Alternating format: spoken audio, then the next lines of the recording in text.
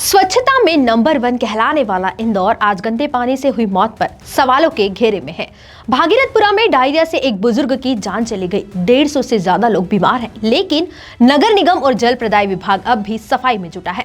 सवाल यह है कि करोड़ों रुपए जल आपूर्ति पर खर्च होते हैं, फिर नलों तक जहर कैसे पहुंचा? क्या निगरानी सिर्फ कागजों में होती है? क्या सैंपल लेना ही जिम्मेदारी निभाना है, या फिर एक दो अफसरों पर कार्रवाई कर असली गुनाहगारों को बचा लिया जाएगा? देखिए ये खास खबर।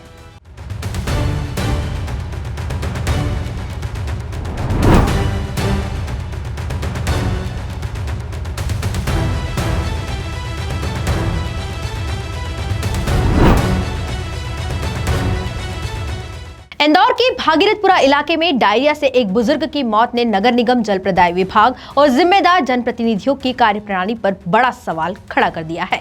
5 दिन में 150 से ज्यादा लोग बीमार हो चुके हैं, लेकिन प्रशासन अब भी सैंपल लेंगे, रिपोर्ट आएगी की रट लगाए बैठा है। सबसे बड़ा सवाल यह है कि अगर पानी दूषित नहीं था तो लोग बीमार कैसे हुए, और अगर दूषित था तो गंदा पानी लोगों के घर तक कैसे पहुंचा? नगर निगम हर साल जलापूर्ति, पाइपलाइन, फिल्टर प्लांट और मेंटेनेंस के नाम पर करोड़ों रुपए खर्च करने का दावा करता है। फिर भी बस्तियों में पहले गंदा पानी और बाद में साफ पानी आना क्या इस बात का सबूत नहीं है कि सिस्टम पूरी तरह फेल है? स्थानीय रहवासी बार बार शिकायत करते रहे, लेकिन अफसरों ने आंख मूंद रखी। तब टैंकर, दौरे और बयानबाजी भी शुरू हो गए हैं। सवाल यह है कि क्या मौत के बाद जागना ही सिस्टम की पहचान बन चुकी है? नेता मौके पर पहुंचकर हालात देखने की औपचारिकता निभा रहे हैं, लेकिन क्या सिर्फ अस्पताल जाकर और पानी के सैंपल लेकर जिम्मेदारी पूरी हो जाएगी? क्या किसी इंजीनियर, किसी अधिकारी, किसी ठेकेदार पर कार्रवाई होगी, या फिर हमेशा की तरह जांच जारी रहेगी कहकर मामला ठंडे बस्ते में डाल दिया जाएगा? ये समस्या है, पानी की समस्या तो काफ़ी दिन से चल रही है, लेकिन कल ये उल्टी दस्त की वजह से मेरी सिस्टर की तबीयत खराब हुई है।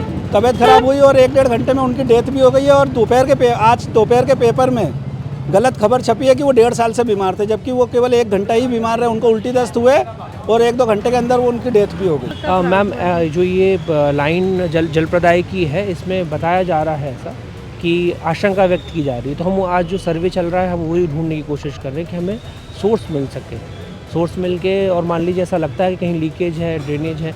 जैसे अभी कुछ दिनों पहले यहाँ पर एक प्राइवेट एजेंसी है एयरटेल, उसका भी काम करते हुए एक लाइन क्षतिग्रस्त होना पाया गया।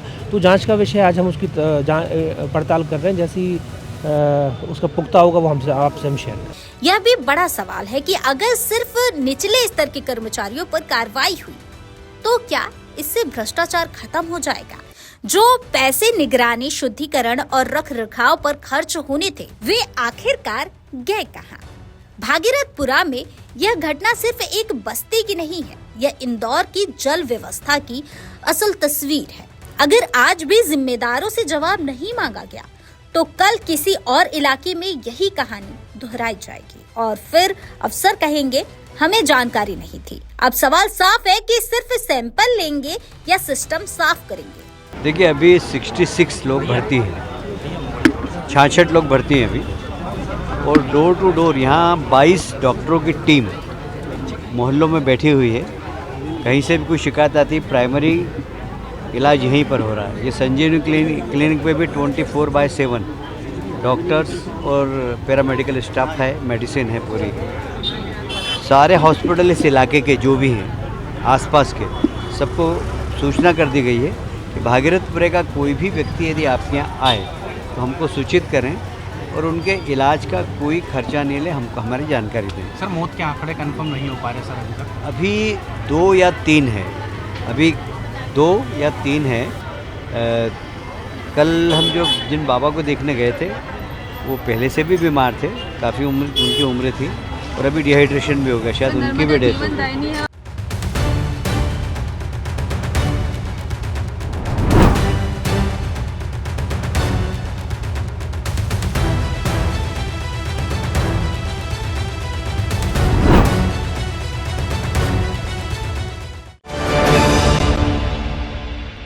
प्योर श्योर दूध और घी, माँ के प्यार सा, मिलावट से दूर, भरोसे से भरपूर, प्योर भी श्योर भी।